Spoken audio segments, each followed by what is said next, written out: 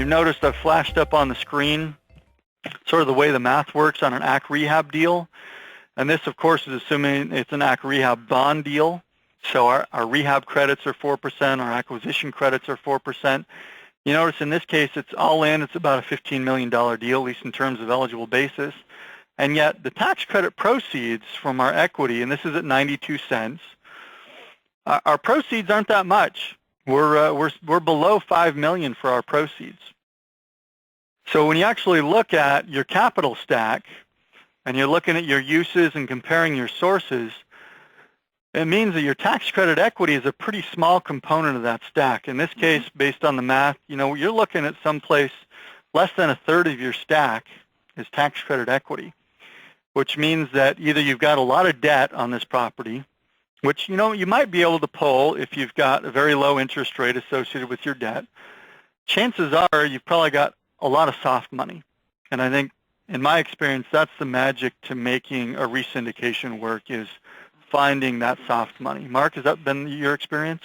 Yeah, and I'd say, I'd add detail to that the soft money can be a seller note, a seller take-back note. And so if you have an asset that is you've owned and operated for a period of time, it can be sold to a new partnership of which that is unrelated for tax purposes between the seller and the buyer, but is still operated by your organization.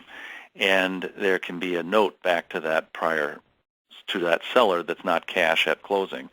That note has to qualify as true debt, it has to be appraised, it has to be valued. But that's one way in which, in fact, I would say in every single deal we've done that's been a resyndication, we have those soft notes. It's a key. And I think that's sort of an interesting way as a developer to actually have additional rights to cash flow for your new property, right? Well, it's totally right, because when we get into these issues of the, like the positive capital counts and, what happens on the liquidation provisions and so forth, if your properties consist of a number of properties where you've owned them and resyndicated them, it could well be that the real long-term economics reside in the soft note that is owned by the seller, and that seller continues to get available future cash flow and will, at the end of the next 15-year compliance period, basically get the economic value of the real estate.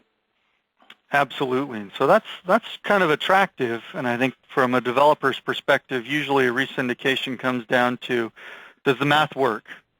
That's right, and the other difficulty I would characterize on resyndication is that this is not like with 9% credits where you can do huge amounts of rehab. So the projects that we've done have been typically maybe $15,000 to $20,000 per unit of rehab, which doesn't fit in anybody's checklist of what they want to see in a rehab.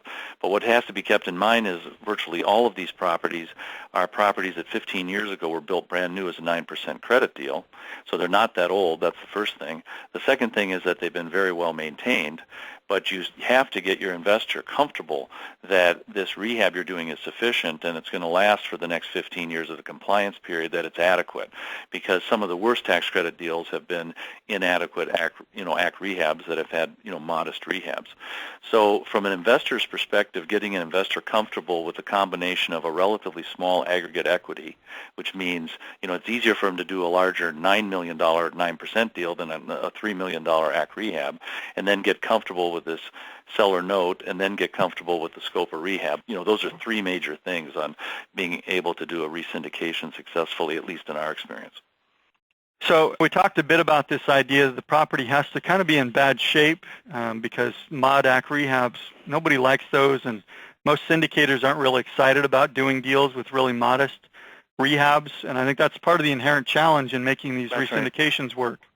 How can I find a building that's in bad enough shape that really needs that level of rehab? And I think some people they've stated as much as 30 to 100 grand a unit is what they're looking for. And for a newer property, that's hard to find.